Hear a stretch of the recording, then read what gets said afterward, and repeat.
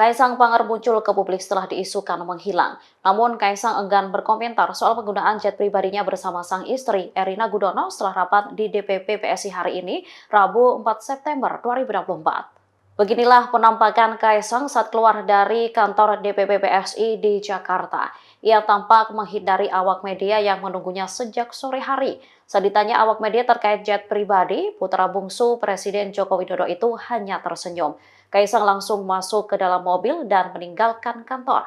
Sementara kedatangan Kaisang ke DPP PSI disebut untuk menghadiri rapat rutin yang dilakukan DPP PSI dan dipimpin langsung oleh Kaisang. Adapun rapat rutin tersebut akan membahas mengenai langkah politik PSI di Pilkada serentak 2024. Hal ini disampaikan oleh Sekretaris Jenderal atau Sekjen Partai Solidaritas Indonesia, Raja Juli Antoni. Itu milik Mas Kaisang atau dari perusahaan lain, Mas? Dikit, Mas. Mas Kaisang. Mas. Ya Allah, Mas. Aduh. Mas, buka kacanya, Mas. Mas, dikit dong, Mas. Mas, buka kacanya, Mas, dikit, Mas. Mas, dikit dong, Mas. Mas, dari pagi, Mas. Mas, dari pagi. Tolong dong, dikit aja.